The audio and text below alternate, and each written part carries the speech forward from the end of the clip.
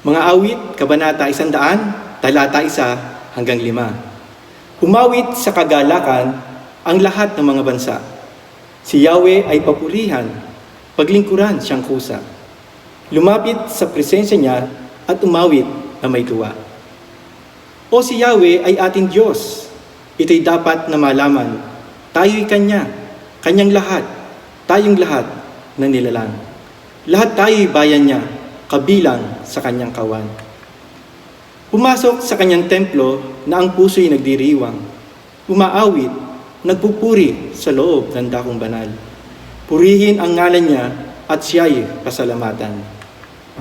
Napakabuti ni Yahweh, pag-ibig niya'y walang hanggan.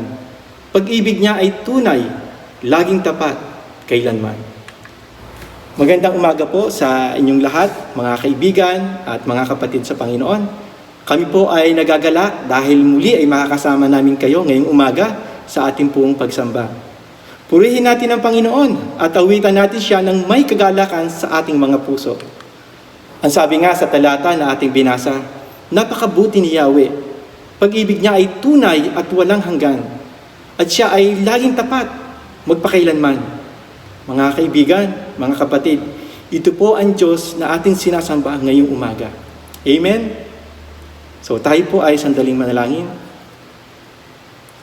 Aming dakilang Ama, kami po ngayong umaga ay nagpupuri at nagpapasalamat sa iyo dahil ikaw ang Diyos na tunay at tapat na umibig sa amin. At kahit kailan ito'y hindi magbabago. Kaya nga po Panginoon, ang aming pagsamba ngayong umaga ay alay namin sa iyo. Kami po'y magpupuri, kami po'y aawit ng mga bagay na magpapatunay kung sino ka sa aming buhay. Ikaw ang Diyos na mabuti at tapat sa amin kailanman. O Diyos, maraming salamat po sa inyong dakilang pag-ibig sa amin.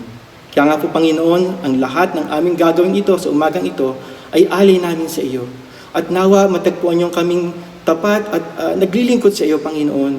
At lalo nga po sa mga oras na ito, na ang lahat ng gagawin namin ito ay handog tanging sa iyong pangalan lamang, Panginoon. Kaya Lord, kayo na nga po ang manguna sa amin, sa aming pagsamba ngayong umaga. Ito po ang aming dalangin, ito po ang aming desire sa pangalan ng aming Panginoong Jesucristo. Amen. Isang mapagpalang umaga po sa lahat. Tayo po ay nagpupuri at nagpapasalamat sa ating Panginoon sa panibagong opportunity and privilege na sambahin siya sa Espiritu at katotohanan. Kaya ngayong umaga po, iniimbitahan ko ang bawat isa na umawit ng buong puso at buong kaluluwa.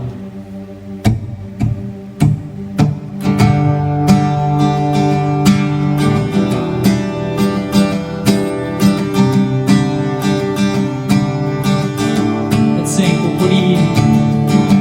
Pupurihin ka sa awit, pupurihin ka sa tinig, pupurihin ka,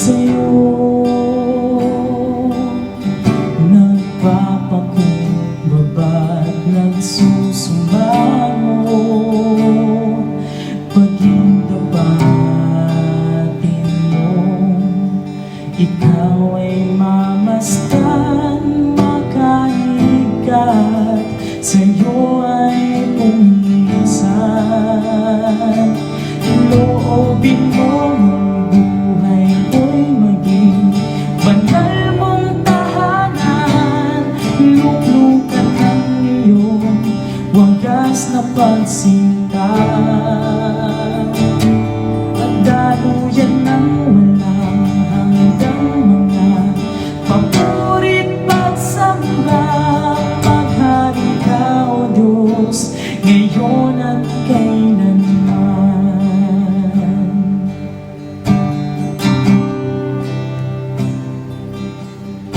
Ang puso ko'y dumudulog sa'yo, nagpapakumbaba, nagsusumamo,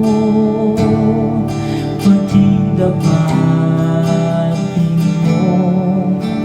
Ikaw ay mamasdan, makanilig ka, sa'yo ay pumisan. Loobin mo ng buhay ko'y maging banal mong tahanan. Luklukan ng iyong wagas na pagsinta. Daluyan ng walang hanggang mga papurit pagsamba. Maghari ka, O Diyos, ngayon at kailanman.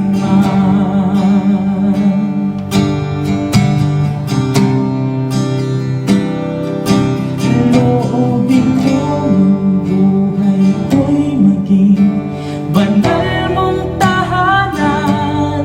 Luklukan ng iyong wagas na pagsinta. Daluyan ng walang hanggang mga papurit pagsamba. Maghari ka, O Diyos, ngayon at kailanman. Maghari ka, O Diyos, ngayon at kailanman. Ang awitin na ito, mga kapatid, ay nais kong ipaalala ang pangako ng Panginoon na hindi niya tayo iiwan, ipababayaan. Kailanman, O Diyos, Ikaw ay tapat at di nagbabago. Kailanman, O Diyos, wala nang papantay. Pag-ibig mo'y tunay, pangako mo'y di mo iiwan. Hindi mo kami pababayaan. Anumang pagsubok ang dumaan, ako'y ligtas at sa iyo'y mananahan.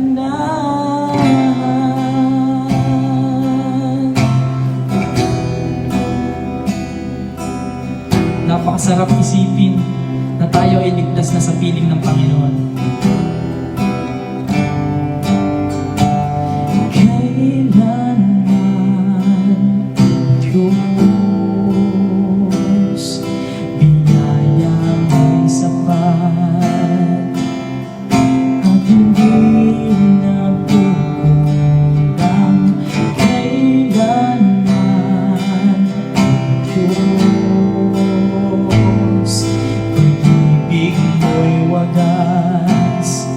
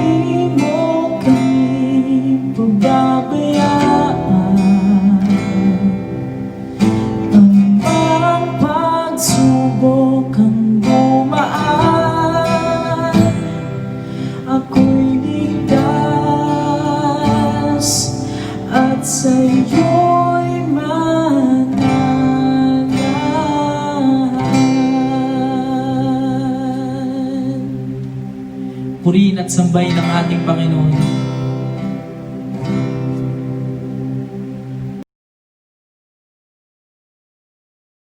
Tayo po'y manalangin. Amang banal, salamat po sa umagang ito. Salamat po sa aming pag-aawitan. Salamat sa bawat pinsay ng awitin. O Lord, kayo po makapangyarihan sa lahat. Batid niyo po ang lahat ng bagay. Ang lahat ng sitwasyon ng iyong mga anak. O Panginoon, lumalapit po kami sa trono ng iyong biyaya sa umagang ito. Itinataas ko po sa inyo, Panginoon Diyos, ang bawat isa.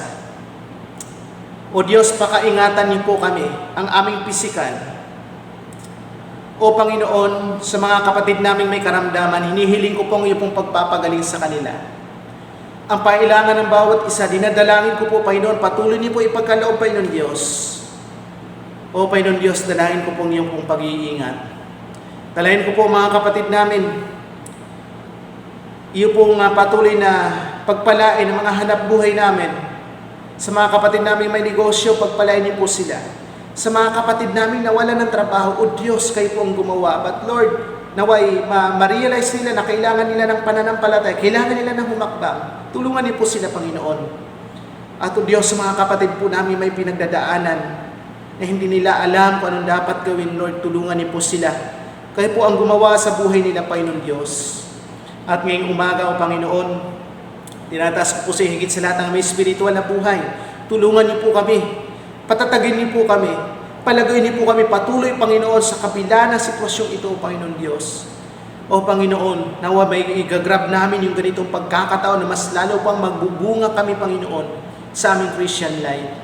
O Diyos, tinatalangin ko po sa umagang ito, ang mga kapatid po namin na nasa ibang bansa, sa Canada, iba'y sa Italy, Panginoon, saan man, sa Japan, saan mang bahagi sila, Panginoon, sa ibayong dagat, o Panginoon Diyos. Dalangin ko po, lalo na sa mga frontliners namin, pakaingatan niyo po sila doon, pagpalain niyo po ang kanilang hanap buhay, Panginoon Diyos, at gamitin niyo rin po sila maging daluyan ng pagpapala sa iba, Panginoon Diyos. Lord God, tinataas ko rin po sa inyo sa umagang ito. O Panginoon, ang aming iglesia, ang community of biblical faith, kasamang lahat ng congregations, o Panginoon, iyo po kaming proteksyonan, Panginoon Diyos, ng iyo po makapangyarihang kamay, o Panginoon Diyos. Dalangin ko po, Panginoon, ang lahat ng mga kapatid, ilayo niyo po sa anumang pagkahawa ng virus, o Panginoon, lalo sa mga frontliners naming mga kapatiran. Proteksyonan niyo po, Panginoon. At o Diyos, sa umagang ito, itinataas ko rin po sa inyo ang kailangan ng bawat isa sa lahat ng congregations, o Panginoon, ay punuan at sapatan niyo po, Panginoon. Ang mga pastors, workers, iyo po silang pagpalain. At o Diyos, tinataas namin ngayong umaga ang aming bansang Pilipinas. Pangunahan niyo po ang mga namumuno sa amin. Bigyan niyo po sila ng karunungan. Ang mga dalubhasa na patuloy na nagsisikap, nag-aaral upang makabuo ng vaksin, Panginoon. Iyo po silang pangunahan, o Diyos. At Panginoon, ngayong umaga, sa aming patuloy na pagsamba, sa aming pakikinig ng iyo pong salita, ihanda niyo po ang aming puso at isip, Panginoon. Hayaan niyo pong kumilos kayo sa aming buhay at may pamumuhay namin ang iyo pong salita naming maririnig ngayong umaga. Kaya, Panginoon Diyos, amin na nga po ipinagkakatiwala sa inyo ang pananambahan po namin. Luwalhatiin niyo po ang iyong sarili sa aming kalagitnaan. In Jesus' name we pray. Amen. Amen.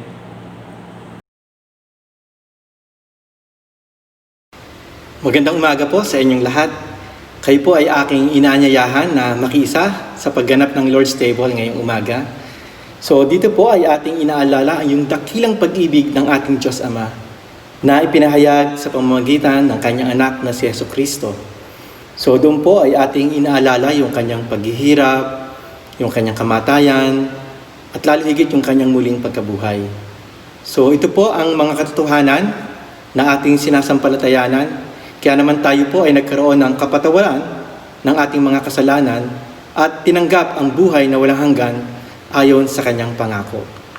So, nais ko pong basahin ang unang Korinto, Kabanata 11, talata 23 hanggang 26. At ito po ang sinasabi.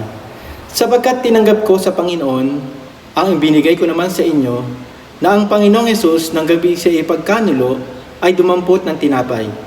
At nang siya'y makapagpasalamat ay kanyang pinagputol-putol at sinabi, ito'y aking katawan na pinagputol-putol dahil sa inyo. Gawin niyo ito sa pag-alaala sa akin. At gayon din naman, hinawakan ng saro pagkatapos na makahapon, na sinasabi, ang sarong ito ay siyang bagong tipan sa aking dugo. Gawin niyo ito sa tuwing kayo magsisiinom sa pag-alaala sa akin. Sapagkat sa tuwing kanin ninyo ang tinapay na ito at ininuman ninyo ang saro, ay inihahayag ninyo ang pagkamatay ng Panginoon hanggang sa dumating siya. At ngayon naman po ay sabay-sabay nating babasahin ang tipanan ng Iglesia. At nawa po, sana sa ating pagbasa ay magpaalala po sa atin na tayo bilang isang kasapi ng CBF, Community of Biblical Faith. So ating pong pagsikapang ipamuhay ito sa tulong ng ating Panginoon. So ngayon basahin po natin ang ating tipanan ng Iglesia ng sabay-sabay. Go! Dumalo sa sama-samang pagsamba ng Iglesia, maging bahagi at aktibong kaanib ng isang maliit na grupo, magbulay-bulay ng salita ng Diyos at manalangin araw-araw, ipanalangin ng regular ang Iglesia at mga kapatiran, magkaloob para sa pangangailangan ng Iglesia at kapatiran sa pagbibigay ng ikapu at handog. Ipahayag ang mabuting balita sa iba, makibahagi ng puspusan sa gawain ng Iglesia, ingatan ang pagkakaisa ng Iglesia, ingatan ang mabuting patotoo ng Iglesia sa pamamagitan ng pamumuhay ayon sa Biblia. Purihin ang Diyos at parangalan siya araw-araw sa aking pagsamba, paggawa at pamumuhay. At ngayon naman po ay ibibigay ko ang panahon sa ating pong tagapanguna. Isang magandang araw po sa inyo po mga kapatid.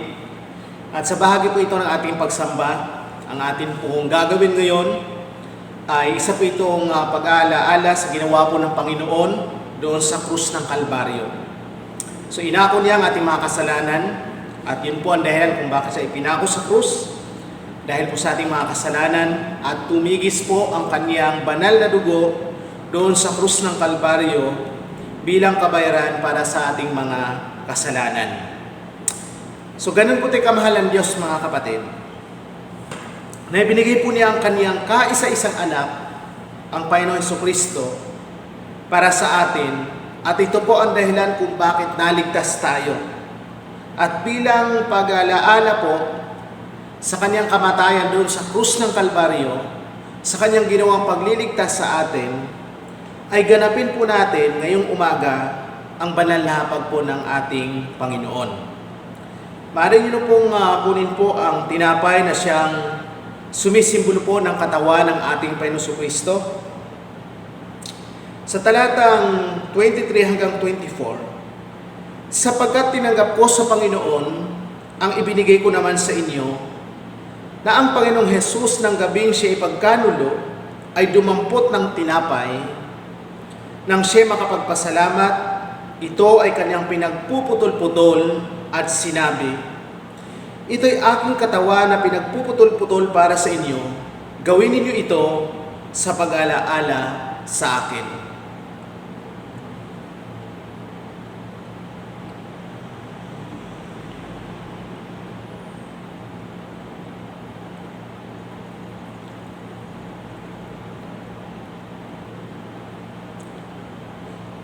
Sa gayon ding paraan ay kinuha niya ang kopa pagkatapos maghapunan na sinasabi, ang kopang ito ay siyang bagong tipan sa aking dugo. Gawin ninyo ito tuwing kayo iinom nito sa pag-alaala sa akin.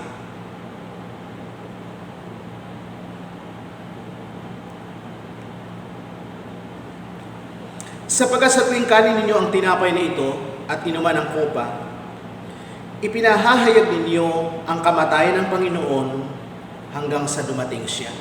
Tayo po'y sandaling manalangin. Amang banal, maraming salamat po sa oras na ito. Salamat po sa iyong pong buhay na inialay para sa amin.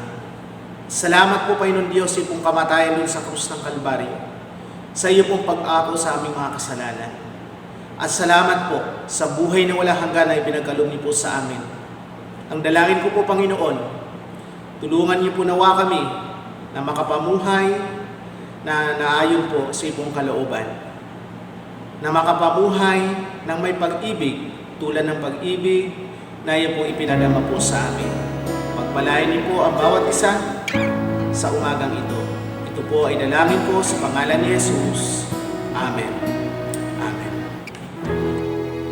Tinapay ng buhay, kanin mo, makibahagi.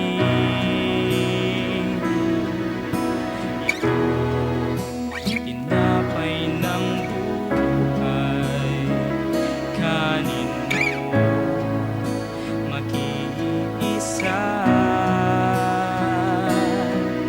Yan ang katawang binayuhan upang ikaw ay mabuhay.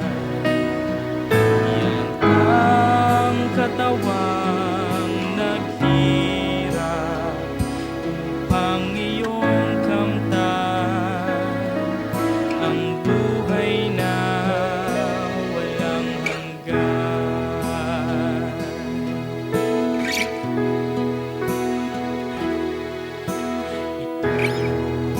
Ang saro ng bagong tipan, inumin mo, makibahagi.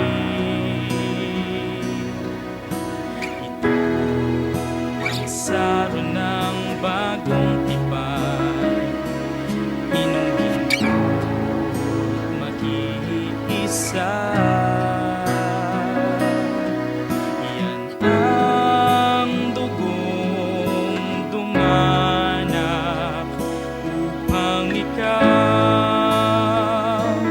ay luminis. Yan ang dugo ni Kristo na para sa iyo doon sa Kalbaryo ay tumigis.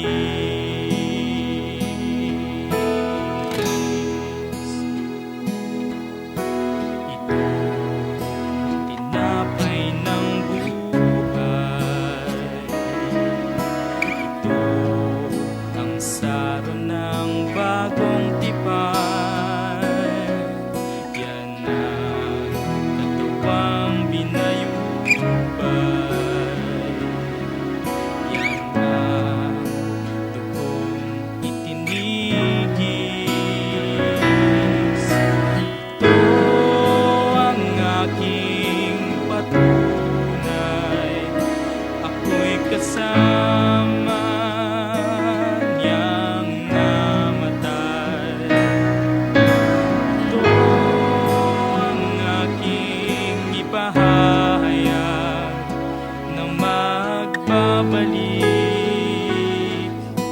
si Jesus na buhay.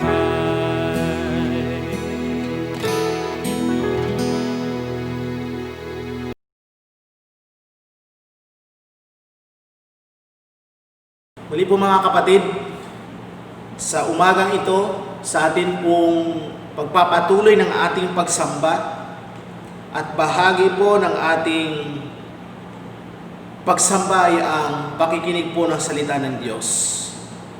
Bago ko po basahin ang mga talatang ating pagbubulay-bulay ngayong umaga, inaniyahan ko po ang bawat isa na kunin po ang inyong pong Bible at sabayan niyo po sa pagbigkas po ng panata sa Biblia. Ito ang aking Biblia. Ito ay salita ng Diyos. Ito ang batayan ng aking pananampalataya at pamumuhay. Ito ang nagsasabi kung sino ako at anong meron ako dahil kay Kristo. Ngayon, makikinig ako ng salita ng Diyos na bukas ang aking isip at tanda ang aking puso. Sa pagsasabuhay nito, sa kapangyarihan ng banal na Espiritu, ako ay magiging tunay na alagad na kawangis ni Jesus na aking Panginoon at manunubos. Amen. Amen. Ayon po sa Hebrews chapter 11, 29 to 31, dahil sa pananampalataya, nakatawid ang mga Israelita sa dagat na pula, na parang lumalakad sa tuyong lupa. Samantalang nalunod naman ang mga Ehipsyo nang ang mga ito'y tumawid. Dahil sa pananampalataya ng mga Israelita, Gumuho ang pader ng Jericho matapos silang maglakad sa palibot nito ng 7 araw. Dahil sa pananampalataya, si Rahab, ang babae nagbebenta ng aliw, ay hindi napahamak na kasama ng mga ayaw sumunod sa Diyos, sapagkat malugod niyang pinatuloy ang mga espiyang Israelita. Tapos manaling manalangin, Amang Banal, hinihiling namin ang pagkilos ni Pong Banal na Espiritu. Iyo kami puspusin, O Panginoon, at puspusin kami ng karunungan, dahil hindi po namin kayang unawain ang iyong pong salita at hindi po namin kayang ipamuhay nang wala kayo, Panginoon. Tulungan niyo po kami sa mga sandaling ito. Huwag niyo pong hayaan ang pagkilos ng kaaway na siya ang gagambala sa amin. Kayo po ang manguna at maghari sa aming puso at isip, at upang maipamuhay namin ang iyong pong salita. Ito po ay dalangin namin sa pangalan ni Jesus. Amen. Amen.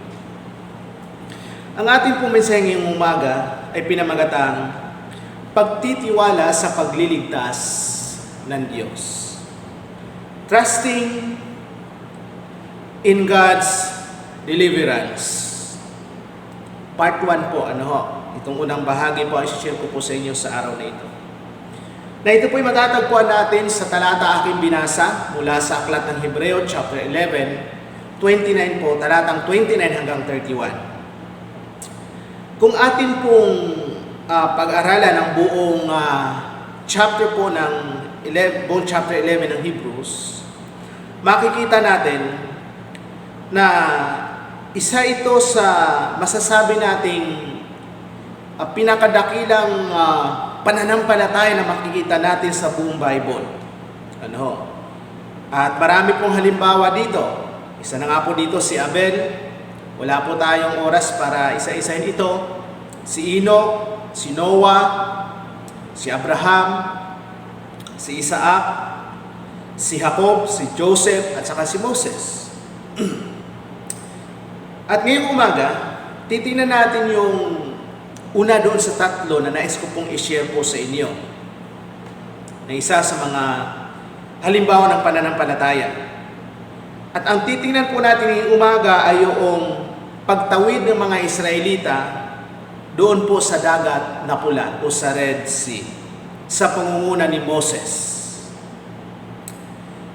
Sabi ko nga po kanina, isa sa pinakadakilang tema po sa buong Bible ay ang patungkol sa Diyos na siyang ating tagapagligtas, o ang Diyos ang siyang nagliligtas sa mga tao mula sa kapahamakan. At marami pong halimbawa, lalo na po mula sa aklat ng mga awit, ng mga talata na nagsasabi patungkol po sa pagliligtas ng Diyos. Halimbawa na lamang po dito ay ang awit 3 verse 8. Ang sabi po nito, "From the Lord comes deliverance." So mula sa Diyos ang pagliligtas.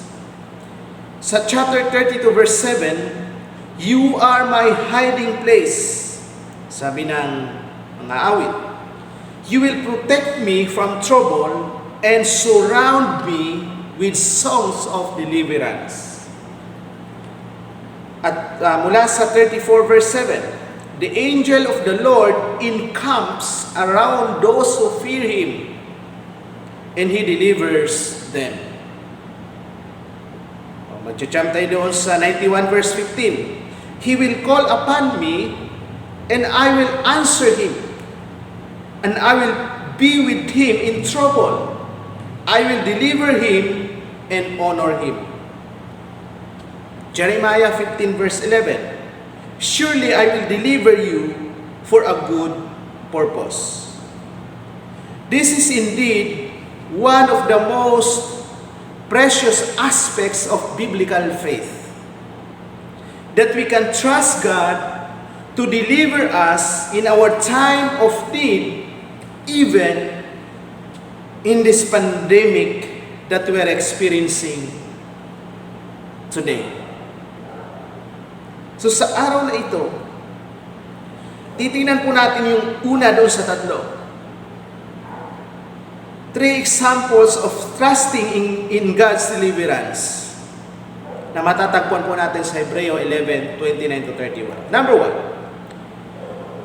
when you are trapped by circumstances, trust in God's deliverance. Verse 29. Ano ho? Sabi dito, by faith, the people passed through the Red Sea as on dry land.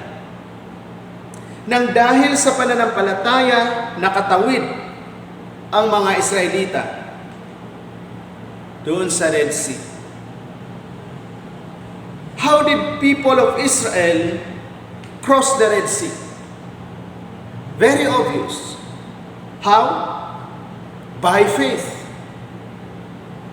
Hindi po sa pamamagitan ng kanilang natural ability o kaya gumawa sila ng tulay sa pamamagitan ng mga mahuhusay na engineer para makatawid.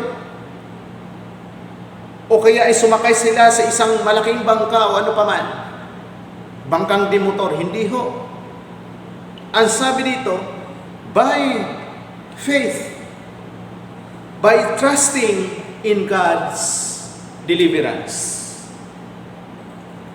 Alam po ng mga Israelita kung paano matrap, alam nila yung pakiramdam kung paano ka makulong sa isang mahirap na sitwasyon na wala kang malulusutan. Noong mga Israelites ay umalis sa Egypt, ang isang ruta po na madaling daanan ay ang Mediterranean Sea. Papuntang kanan ito sa Promised Land. However, the Bible tells us that God did not lead them that way. Bakit po kaya? Mayroon pong magandang dahilan ng Diyos kung bakit hindi sila doon pinadaan ng Diyos. Kasi po, ito po ay teritoryo ng mga Philistines o Filisteo. Ano? Alam niyo po, itong mga Filisteo ay napakahilig ito sa labanan. Ano? At ikaalis lang ng mga Israelites sa Egypt. Hindi pa nga sila, kumbaga, nasa kalagitnaan pa nga lang sila, kung makakaharap agad nila yung mga kalaban, baka magbago ang kanilang isip. At mas pipiliin na lang nilang manatili sa Egypt bilang mga alipin ng mga Egyptians. Ano? So sa halip na padaanin sa isang shortcut papuntang Kanaan, pinadaan sila ng Diyos sa isang disyerto toward the Red Sea. Hindi po tayo sigurado kung saan sila doon tumawid. Ano ho? Pero sigurado ako na sila po ay tumawid doon sa isang malalim na bahagi ng dagat. Kasi po, may iba po na ipagtalo dito na kaya daw sila nakatawid dahil mababaw daw yung area na kung saan sila dumaan. Kung mababaw yung area na kung saan sila dumaan, mababaw yung tubig, bakit nung sumunod ang mga Egyptians ay nalunod sila at namatay? Yung mga sundalo. So ibig sabihin malalim. Yung mahabol sa kanila. Namatay sila. So talagang malalim ang tubig na ito. Ito lamang po ay hinawi ng Diyos. Doon sa Exodus 14, makikita natin,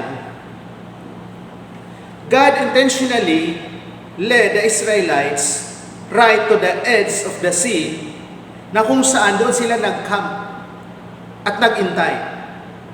At habang sila nagka-camp, nag-iintay doon, meanwhile, back in Egypt, nung tumingin ang Paraon sa paligid, siguro medyo lonely siya, nalungkot siya, nasanay siya ng maraming tao Nung tumingin siya sa paligid, na-realize niya na wala na pala ang mga Israelita, ang kanilang mga alipin na pinagtatrabaho doon. Kaya nag-decide ang Paraon na habulin ng mga Israelites.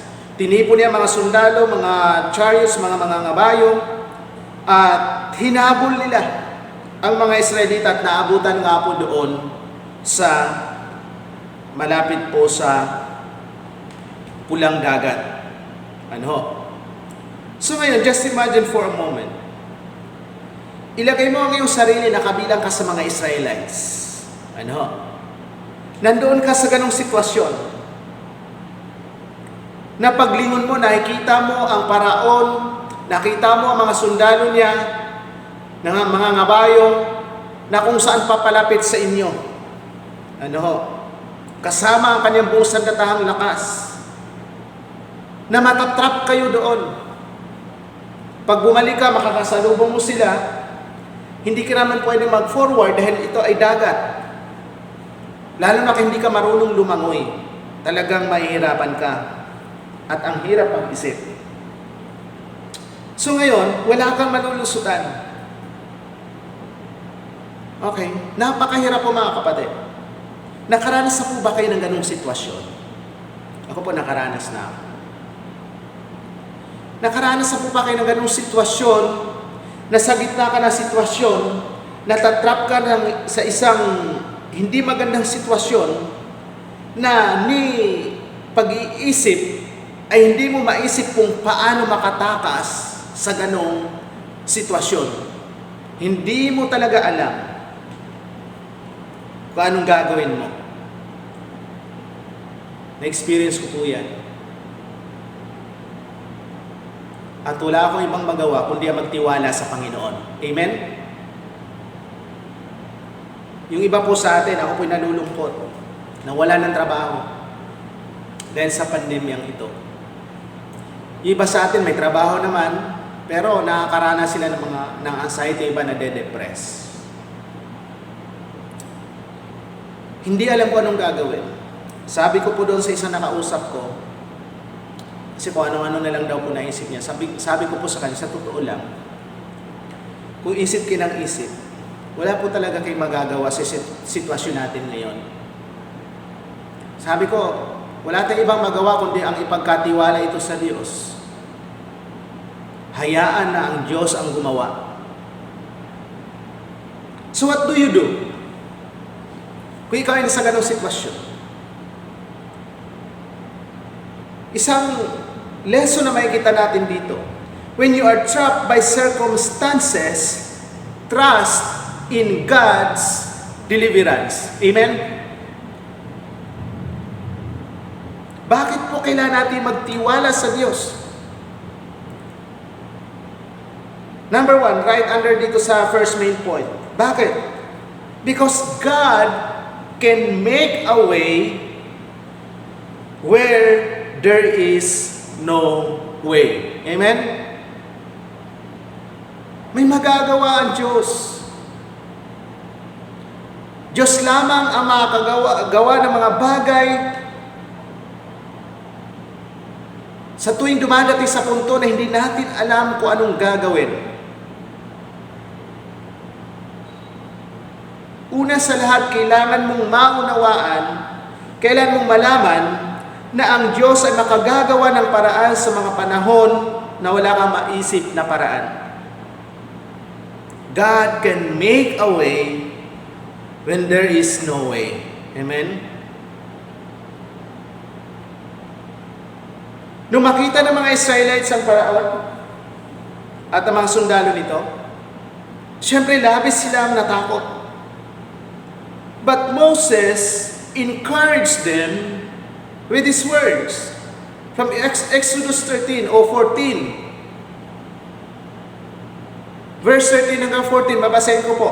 And Moses said to the people, "Fear not, stand firm, and see the salvation of the Lord, which He will work for you today. For the Egyptians whom you see today, you shall never see again." Verse 14, "The Lord will fight for you, and you have only be silent." Instead of complaining, marami tayong sinasabi. Sabi dito, keep silent. Pray. Prayer. Mag-pray. Ipagkatiwala sa Diyos. At napakaraming aral na mapupulot natin sa mga talatang ito. Kapag nasumpungan natin ating mga sarili na natrap tayo sa mga pangyayari o hindi kaaya-ayang pangyayari, anong sabi ni Moses dito sa mga Israelites? Na nais ko rin pong sabihin po sa inyo mga kapatid o mga kaibigan na nakikinig po sa akin. Una, fear not. Huwag kang matakot. Pangalawa, stand firm.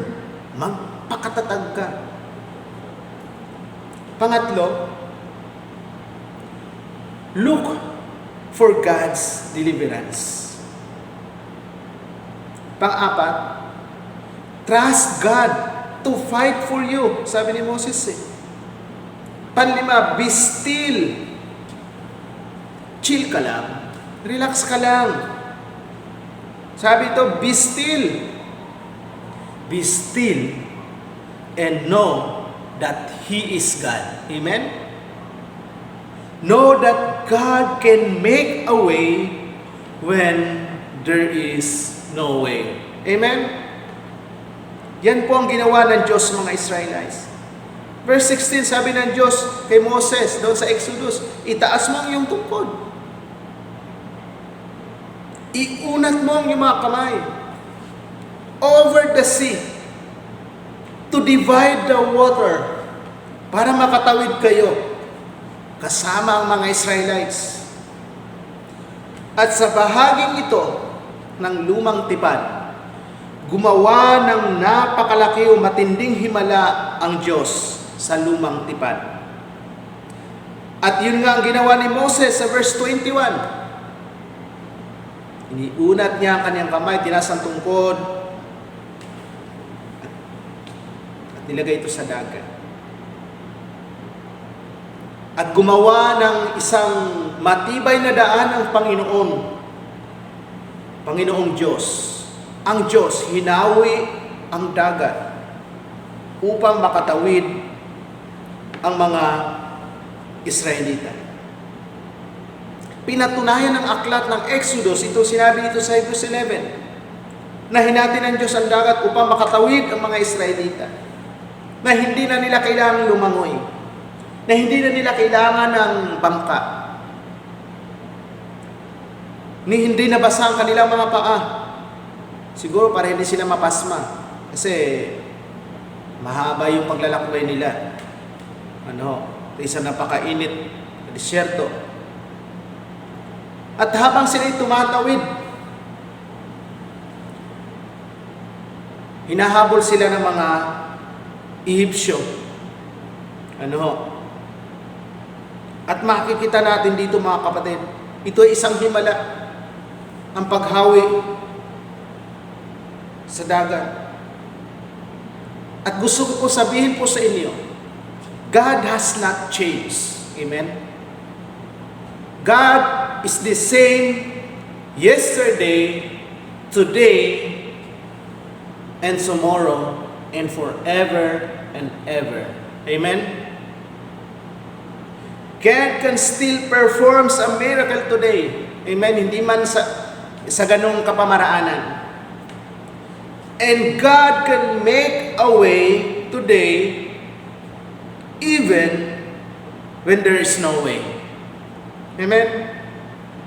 Isa itong magandang balita. Hindi po ito fake news. God can make a way when there is no way.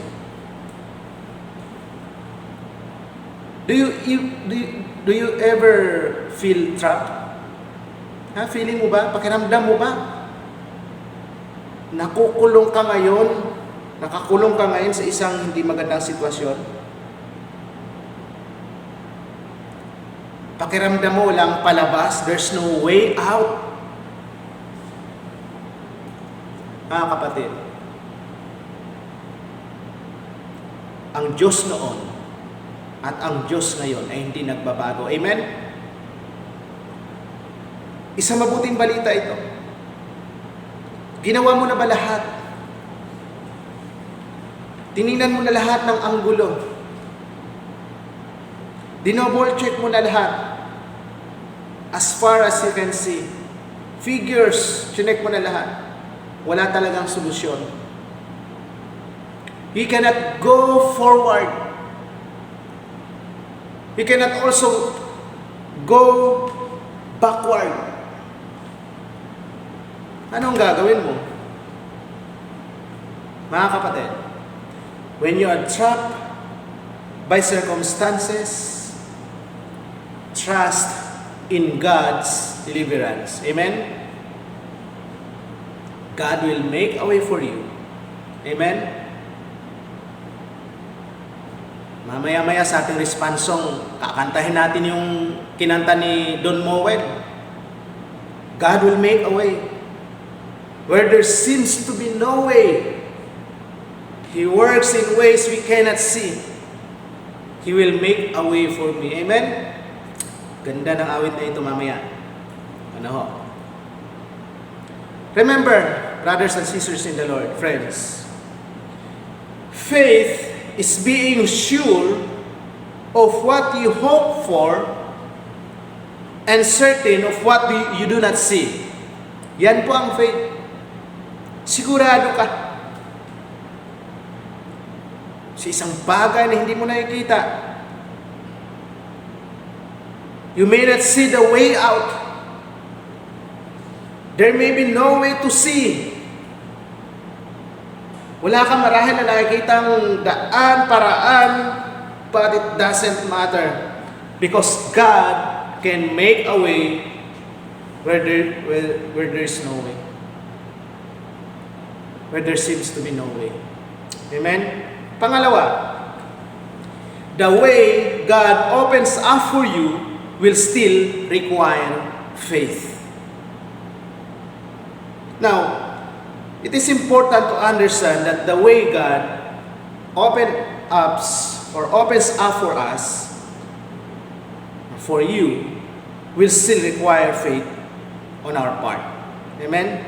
Now, tingnan niyo po. Hindi po basta-basta lang iniligtas ng Diyos mga Israelites. Kumbaga, pwede naman yang gawin yung mga Israelita, bigla na lang ililipat, itatawid sa dagat. Hindi ho eh. Kaya nang gawin yon. Pero hindi po ganun ang ginawa ng Diyos. Hindi yung nandito kayo ngayon sa dalampasigan, gagawa ko ng himala, bigla kayong lilipat doon sa kabilang iba yung dagat. Hindi ho.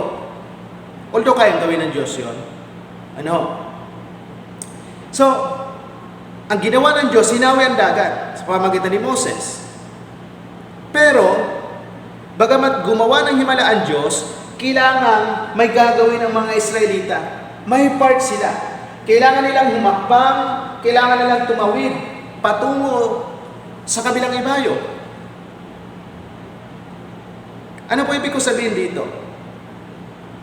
Although may himala ang Diyos, kailangan pa rin makita ang kanilang pananampalataya. Kaya huwag po tayong manalangin, Lord, sana bigla na lang mawala itong COVID na ito, itong virus na ito. Hindi ho ganon. Lord, may sakit ako. Pinagpe-pray ko, Lord, pagalingin niyo pa ako. Pagkatapos mong manalangin, nawala agad yung cancer mo. Hindi ho ganon ang Diyos eh.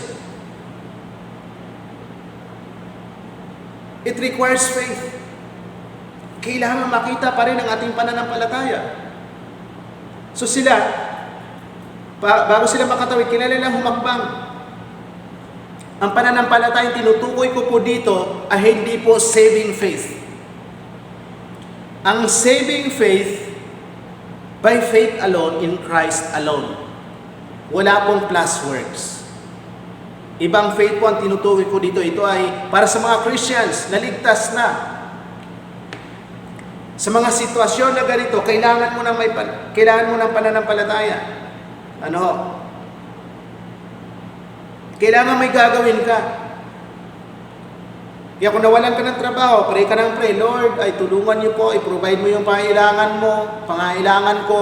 Ikaw na may nakahilatala sa bahay, kaiisip, nag-iintay, na may dumating na abuloy o anuman. Hindi ho ganon. Kailangan din nating humakbang ng may pananampalataya. Yun po ang ibig sabihin dito. Kaya, kung ikaw ay natatrap sa isang hindi magandang sitwasyon, gagawa ang Diyos. Pero may gagawin ka rin. Kailangan makita ng Diyos ang iyong pananampalataya. Sometimes the way God opens up for you involves making hard decisions or taking great risks in order to do that which is right. Ganun po eh. Involves making hard decisions. For example, nagpe-pray ka, Lord, bless mo po ako. Pero merong, para sinasabi ng Diyos, anak, paano kita i-bless? Ang dami mong kaaway. May mga nagawan ka na hindi maganda. So kung gusto mong i-bless ng Panginoon, so anong dapat mong gawin? Di humingi ka ng tawad sa Diyos. Lumapit ka doon sa taong nagawan mo ng kasalanan, humingi ka ng tawad sa Kanya. Hindi ho ba? Ganun din naman, halimbawa ay gusto mong i-bless ng Panginoon, pero may mga bagay sa buhay mo na ginagawa mo na hindi mo ma-let go. Pag sinasabi ng Diyos, anak, bitawan mo yan. Kung gusto mong i-bless kita, kung gusto mong magtiwala sa akin, bitawan mo yan. Huwag kang magtiwala dyan. Diba? Diba nung nag-lockdown, marami nga po nawalan ng trabaho. Diba nung walang lockdown, walang virus, walang COVID-19, diba kampante tayo? May trabaho naman ako, sumasweldo ako. Kaya nung mga panahon ng pandemic, lalo kapag nawalan ka ng trabaho, diba ay, syempre isang pagsubok ito. Ano mga kapatid? Isa itong pagsubok para ma-test yung ating pananampalataya. Diba ho? Kasi sa mga ganitong sitwasyon, wala kang work, kanino ka talaga magtitiwala? Sa Diyos. At gagawa ang Diyos, kailan mo rin gumawa. Amen? Now, sa Isaiah chapter 43, verse 2 to 3, sabi dito, when you pass through the waters, I will be with you. When you walk through the fire, you will not be burned. For I am the Lord your God, your Savior. Sabi na sa Isaiah 43 verses 2 to 3. Sumayitan natin dito mga kapatid, ang promise ng Panginoon. Kapag sumunod ka sa Diyos, nangako siya na sasamahan ka niya. You never walk the path of faith alone. Amen? When you go with God, God promises to walk with you every step of the way. Amen? Yes, amen. Mga kapatid, it requires faith. Pangatlo, ito po yung last, under the first main point, trusting in God's deliverance. Know the difference between faith and presumption. Okay? Napakahalagang malaman natin ang pagkakaiba ng pananampalataya kaysa palagay mo lang o naisip mo lang. Sa number 1 kanina, nakita natin God can make a way where there is no way.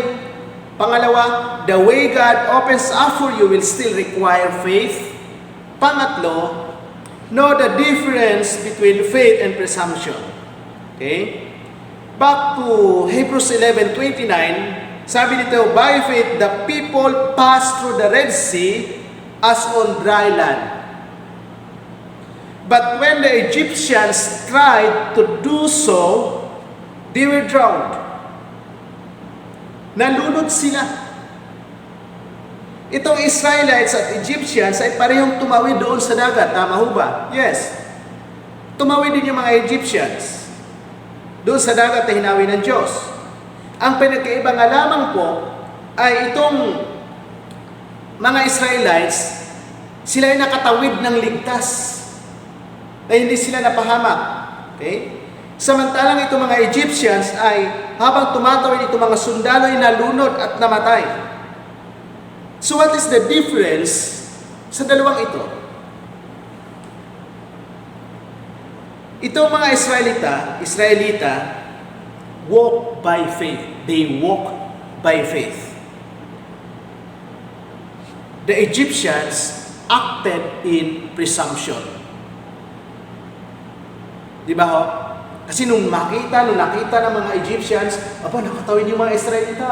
Ayos, ligtas sila, hindi nalunod. Takbo din sila, sakay ng kabayo, tumawid din sila. Sila ay natabunan ng tubig, nalunod at namatay. Kasi sa palagay lang nila, dahil nakatawid sila, sa palagay ko, kaya ko rin tumawid. Trained kami, trained soldiers kami, matikas kami, malakas kami, mabilis kami. Sinubukan nila dahil nasa isip nila, kaya din natin. Walang pananampalataya, nasa isip lang niya. Ganon minsan ang mga tao. Matalino naman ako kaya kong gawin yan. Kaya kong magparami ng pera. Kaya kong magtagumpay, malampasan itong pandemyang ito. Walang faith. Isa pa, itong mga Israelites naniniwala sa Diyos. Hindi ho ba? Naniniwala sa Diyos, may pananampalataya sila sa Diyos. Itong mga Egyptians, wala. Ang laki ng pinagkaiba. Kaya tingnan niyo po mga kapatid, dapat makita yung pagkakaiba natin ng ating pananampalataya, the way na namumuhay tayo, compared doon sa mga wala talagang tunay na Kristo sa puso. Kunting problema, hindi na alam.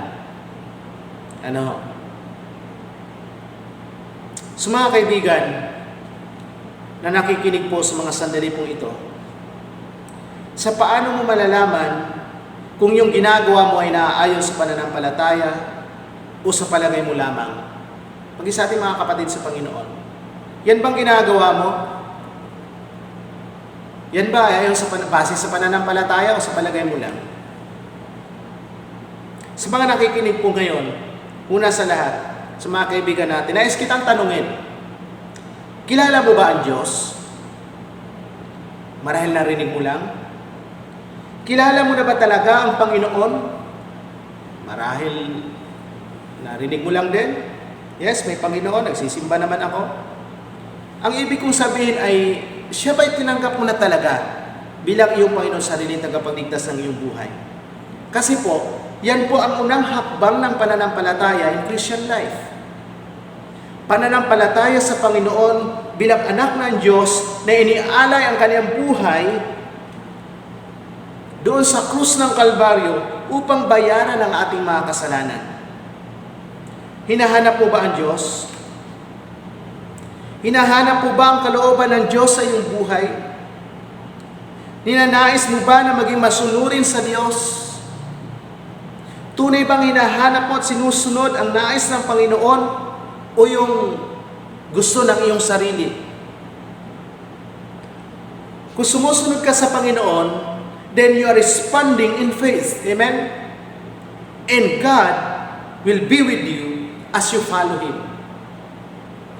Pero kung hindi ka nagtitiwala sa Panginoon at hindi mo inuuna ang Panginoon sa iyong buhay, then you are not living in faith.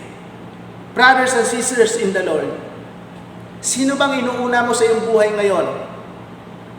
Alam niyo po, sa panahon ngayon ng pandemic, ang masasabi ko po, ito yung panahon na tayo po ay mabunga. Hindi ho mabunganga, mabunga o nagbubunga. Why? Marami tayong ginagawa dati na hindi natin nagagawa ngayon. Ba't ko po nasabing mabunga? Marami tayong hindi ginagawa dati na nagagawa natin ngayon. Amen? Dapat mabunga tayo. Kung tumutugon tayo sa positive na paraan. Kasi, kung hindi ka nagtitiwala sa Panginoon, hindi mo inuuna pa yun sa iyong buhay, then you are not living in faith. You are outside of God's protection. Anyone who dares to live without God is acting in presumption. And you never know, the walls are going to come crashing down. So alin ka sa dalawang ito? Ikaw ba ay namumuhay sa pananampalataya o sa palagay mo lang? Mukha kang Kristiyano sa panlabas, pero hindi ka man lang dumadalo sa pananambahan o hindi ka man lang nagsisimba. Yung mga Egyptians na nakikita nila o tinitingnan nila ay yung mga Israelita na tumatawid sa dagat. Pero hindi nila nakikita ang Diyos dahil wala silang pananampalataya at wala ang Diyos sa kanila. Ang tinitingnan po ba natin, na nakikita po ba natin ay yung mga kapatid na pinagpapala ng Diyos na dahil sa kanilang pamumuhay na may pananampalataya? O ang nakikita natin, ang Diyos ang kumikilos sa buhay nila?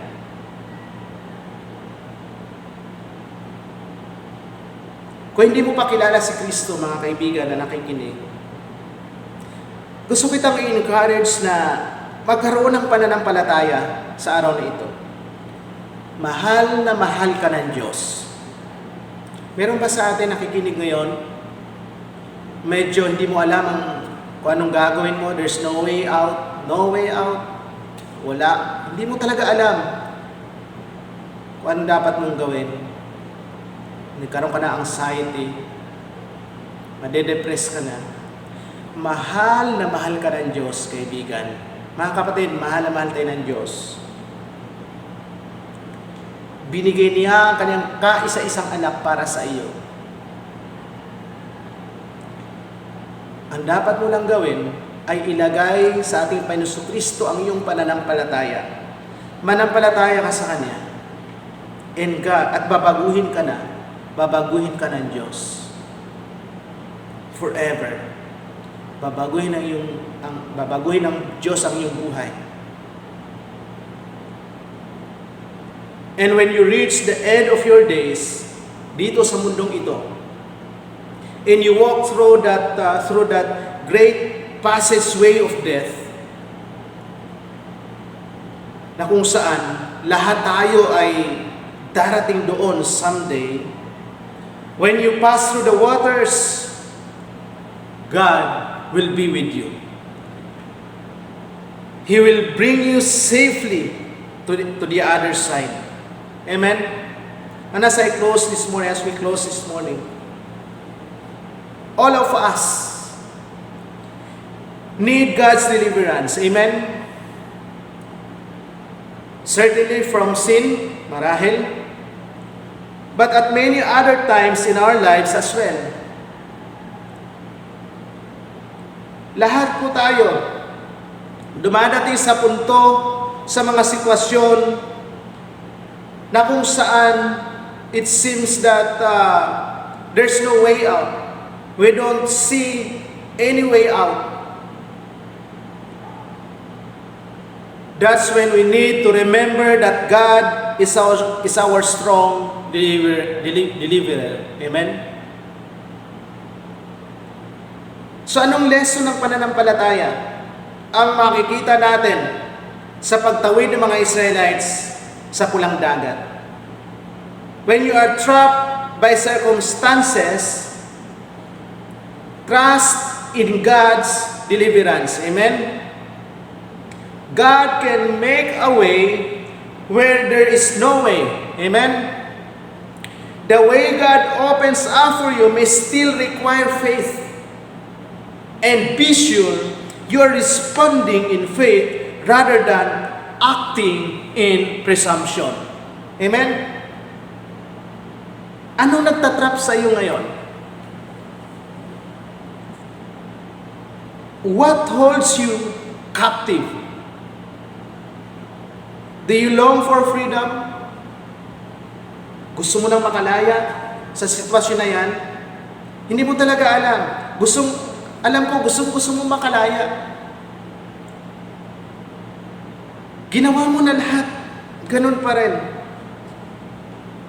Kung ikaw ay nakakulong ngayon sa sitwasyon na yan, God is your deliverer. Siya ang iyong tagapagligtas at ililigtas ka niya as you put your faith in Him. Just put your faith in Him. In Jesus, na ililigtas ka niya sa sitwasyong yan. Remember Moses' words to the Israelites. Ano sabi niya? Ito po nais kong iwanan sa inyo sa umagang ito. Exodus 14:13-14. Do not be afraid. Stand firm, and you will see the deliverance the Lord will bring you today. The Egyptians you see today, you will never see again. And the Lord will fight for you. You need only to be still. Before I close in prayer in this part, tayo po'y umawit. Sabayin po natin ang awiting ito. Akuin po natin. Lalo na kung ikay nasa sitwasyon na feeling mo nakakulong ka sa isa hindi magandang sitwasyon. God will make a way by Don Moen. Tayo po'y umawit. Bilang tugon po sa mensahe ng Panginoon ngayong umaga, ay awitin po natin ang kantang ito na nagpapaalala sa atin na ang Panginoon ang gumagawa ng daan sa bawat sitwasyon na dumaraan sa ating buhay. Oh, God will make a way where there seems to be no way. He works in ways we cannot see. He will make a way for me. He will be my guide. Hold me closely to His side. With love and strength for each new day, He will make a way. He will make a way. By a roadway in the wilderness, He leads me. And rivers in the desert will I see. Heaven and earth will fade, but His word will still remain, and He will do something new today. God will make a way where there seems to be no way. He works in ways we cannot see. He will make a way for me. He will be my guide. Hold me closely to His side. With love and strength for each new day, He will make a way. He will make a way. By a roadway in the wilderness, He leads me. And rivers in the desert will I see.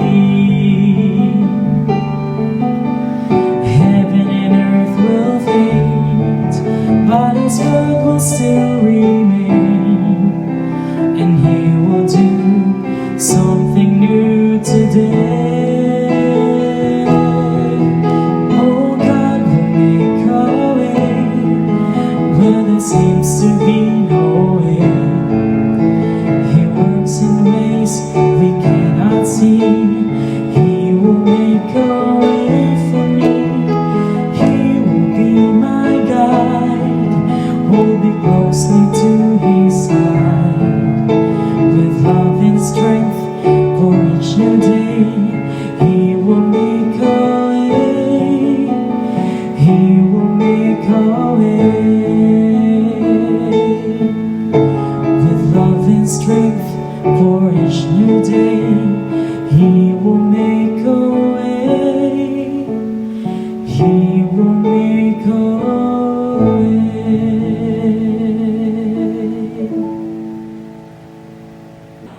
Panginoon, salamat sa umagang ito. Salamat sa iyong salita. Yes, Lord, alam namin ang kwentong ito. Pero sa tuwing nasa sitwasyon kami na parang nakakulong kami sa isang lugar, na parang wala na kaming malulusutan, walang matatakasan, di namin alam kung anong gagawin, minsan nanghihina, natatalo kami. Kaya maraming salamat sa iyong salita sa umagang ito. Mayroong pag-asa kay Kristo. Panginoon, bilang pastor po ng Community of Biblical Faith, dinadalangin ko pong iyong mga anak sa lahat ng congregations, kung may mga anak kayo, Panginoon, na nasa ganitong sitwasyon tulad ng mga Israelita, Lord, I pray for them. Dinadalangin ko po ang iyong pagliligtas sa kanila, Panginoon. Palabasin niyo po sila sa kinaroroonan nila.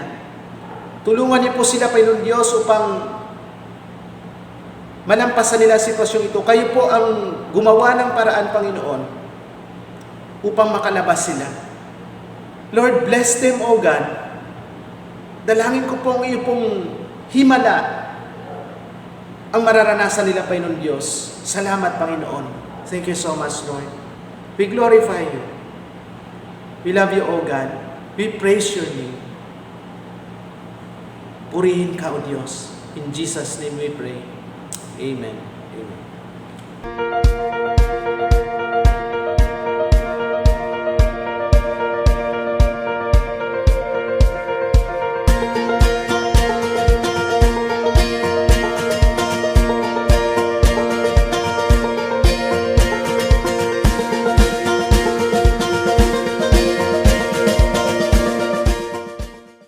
A friendly CBF reminder. Dear brothers and sisters in Christ, amidst the crisis we are experiencing now, may we remain faithful and cheerful in our giving to God as part of our ministry. Here are ways on how to send our tithes and offerings.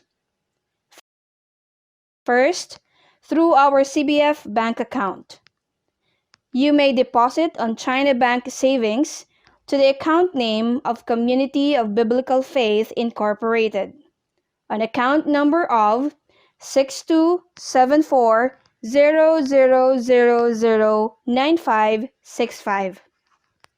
Second, you can also go to the following remittance centers: LBC, Palawan Express, Smart Padala, and Western Union. Pastor Gabriel A. Suliman will receive the amount you are going to send. You may call or text on these numbers: 0909-373-2315 or 0965-4639245. Finally, you may send Pastor Gabriel Suliman a message on Messenger if you want your tithes and offerings to be picked up at your house. Always remember to notify Brother Glenn Bersenes the amount of your tithes and offerings for record purposes. God loves a cheerful giver. Thank you and God bless. Tayo magwakas sa isang panalangin at tahiyan po natin ang bendisyon ng biyaya ng Panginoon ay mararanasan ng bawat isa. Tayo po'y manalangin. Amang banal, Diyos, mga pangyarihan sa lahat, salamat sa umaga ito, salamat sa iyong salita, salamat sa pananambahan, sa opportunity na pong binigay sa amin, Panginoon. Ipinauubaya ko na po sa inyo ang buhay ng bawat isa sa amin sa loob ng isang linggo, Panginoon. Ang pag-ibig ng Diyos Ama, ang biyaya ng Diyos Anak, ang patuloy na patnubay at gabay, pakikisama at aliw ng banal na Espiritu ay sumaati nawa ngayon at magpakailanman. Amen.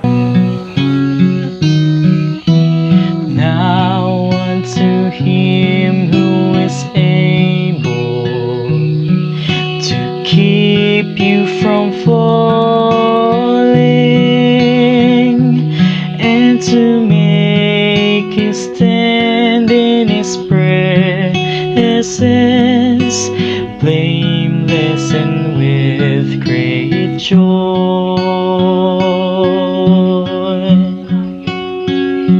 To the only God, our Savior, through Jesus Christ our Lord, be the glory and the majesty, dominion and authority, both now and forever. Amen.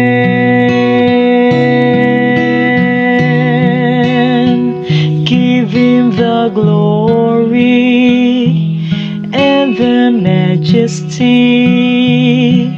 dominion eternity, both now and forever. Amen.